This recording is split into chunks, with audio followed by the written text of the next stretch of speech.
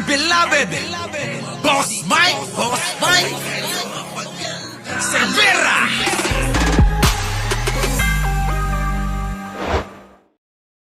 Yon, oo, magandang umaga, magandang hapon at magandang gabi sa mandako ng mundo.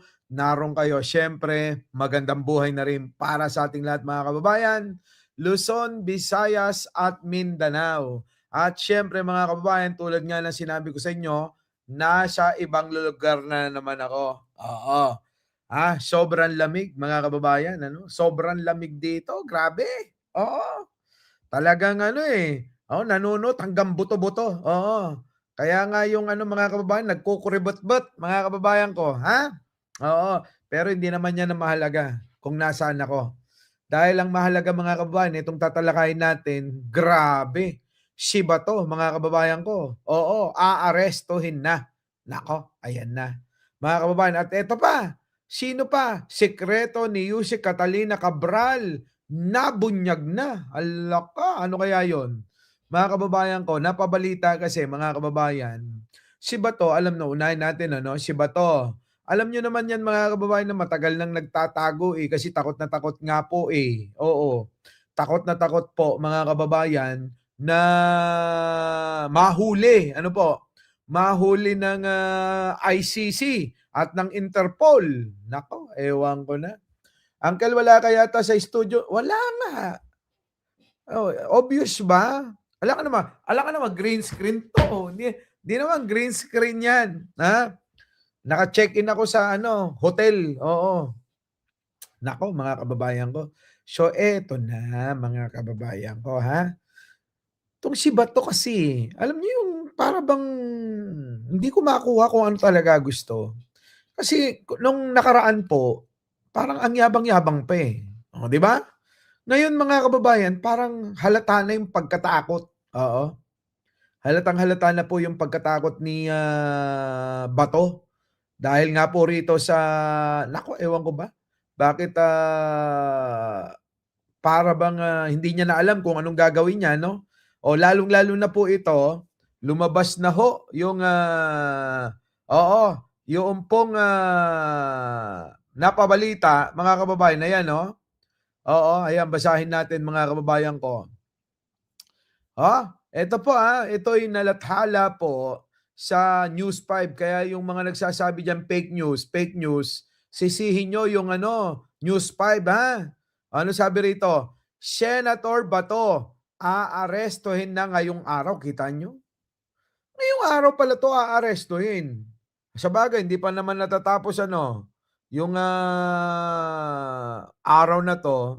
Hanggang mamaya pa yan, alas 12. Abangan natin. Oo, eto na mga kababayan ko. Humiling si Attorney Estrelito Torion, abogado ni Senator Bato de la Rosa, na bigyan sila ni broadcast journalist Ramon Tulfo ng kopya ng umano'y arrest warrant mula International Criminal Court.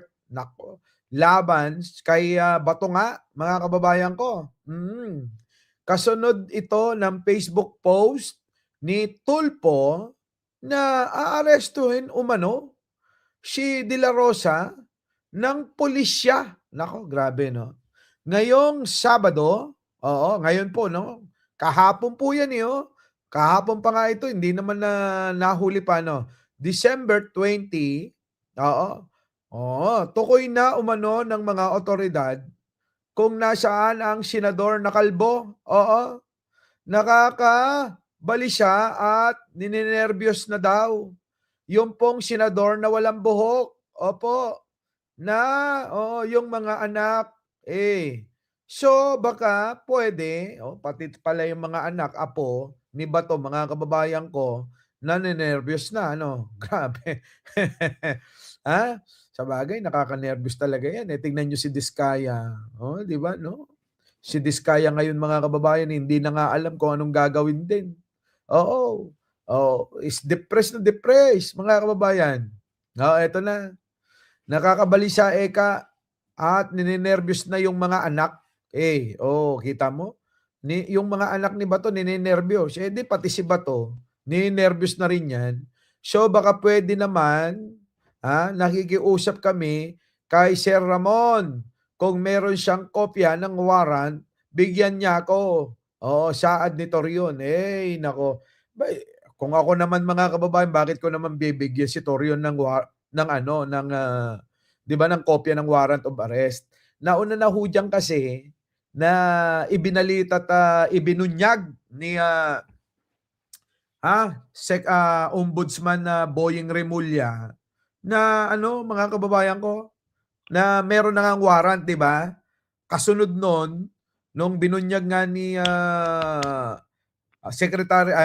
Ombudsman Boying Remulla yung, warrant of arrest na 'yan, kasunod nun, hindi na ho nagpakita kailanman sa Senado. Hindi na po pumapasok sa Senado si Bato de la Rosa.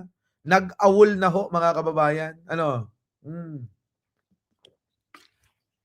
Bigla na lang nag-awol, 'di ba? Nang hindi natin namamalayan kung, nasaan na nga ba si Bato, 'di ba? Na minsan, kamakailan, 'di ba nagpakita yan na nakikipag-usap kay Torion? Oo, 'di ba? Pabulong-bulong, parang, meron silang iniingatang, usapan na sila lang ang dapat na nakakarinig.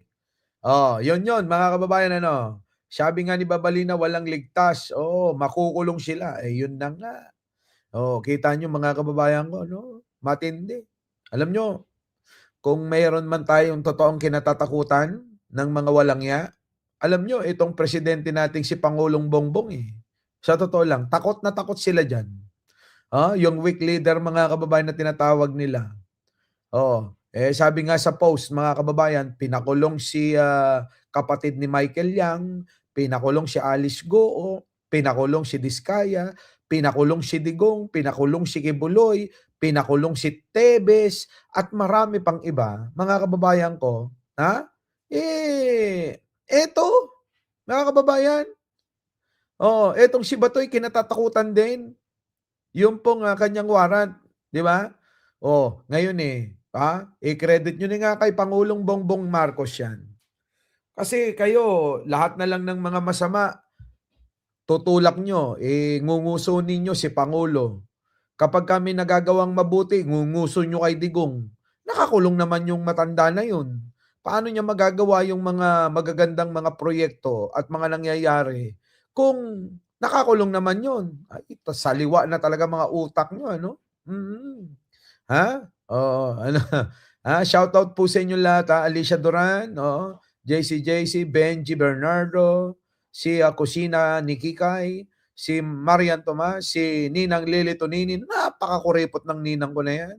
Oo, Rose, opo, si, Edel Toto Balduesa, oo, PBBM is silent operator. Naku, scary, Libra October, nandiyan na rin si Veronica Pascua, si Jason Permin, opo, nandiyan na.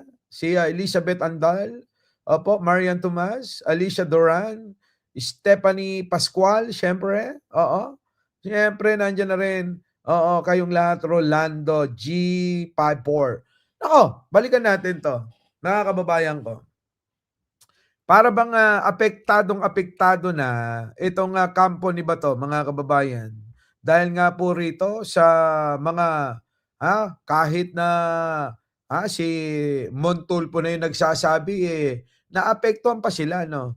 Sana kung totoo, sabi nga ni ano rito, ni Torion, ano, sana kung totoo bigyan niya kami ng ano, confirmation yung kopya ng warrant para naman may remedy kami.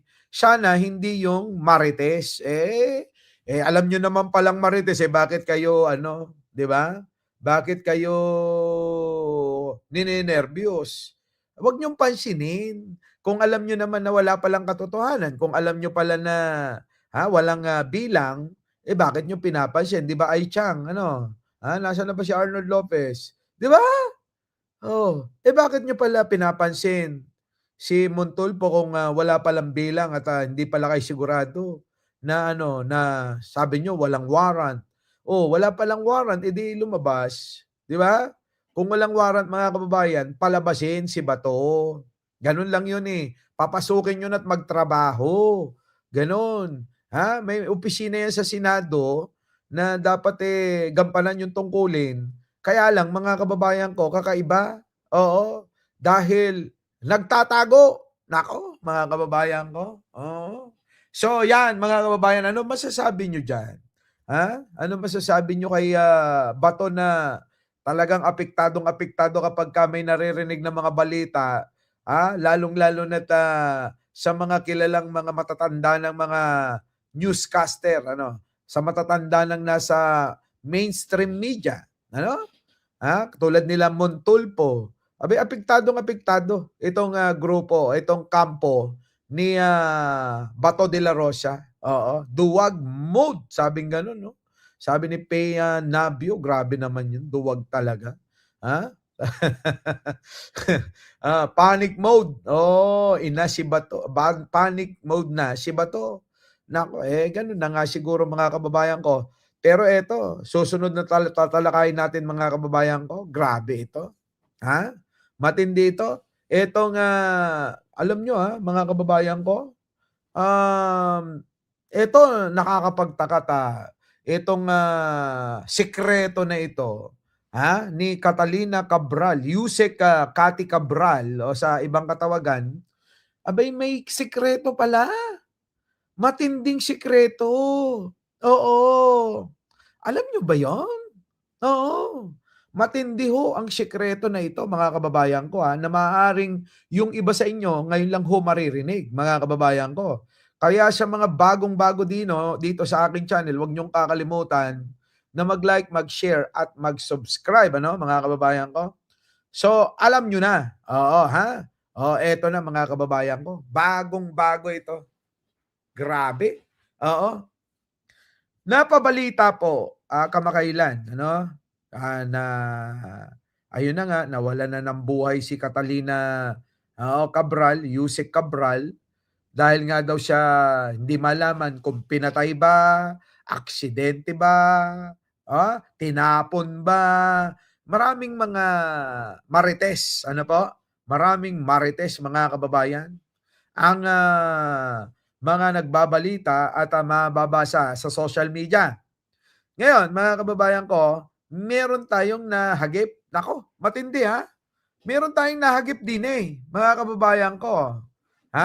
Na yung Ayon Hotel pala, mga kababayan ko, eto na. Ayon Hotel pala, mga kababayan. Nako, Diyos ko. Ay, pag-aari pala ni yun? Ni Yusek Catalina Cabral. Alam niyo ba yon? Oo. Yung Ayon Hotel na pinag-check-inan ni Catalina Cabral ay pag-aari pala dati ng namayapang daw na si Cathy Cabral. Oo, halaka. Oo, ayan na. Oo, mga marites talaga ito. Now, kayap na. Yun na nga, nakakapagtaka mga kababayan ko ito, Nakakapagtaka ito. Kita nyo mga kababayan ko ba? Paano nangyari na ngayong 2025 lang na ibinenta kay Eric Yap itong Ayon Hotel na ito? Bakit? Parang may something talaga, no? Naiisip nyo ba yung mga naiisip ko, mga kababayan ko? Updated kami. Yun na nga. Buti naman, Naiisip nyo ba? Kasi mga kababayan ko, may mga lumalabas na balita na di umano nga, eto nga si Eric Yap, si Magalong, yung si Magalong, si Calnot, at si Pulong Duterte, yung maiyot, yung mahilig sa sa kop-kop, mga kababayan ko. Oo, yung nananaksak ng nananaksak ng bugaw, nang-gugulpi ng bugaw, mga kababayan. Our beloved Boss Mike Cervera.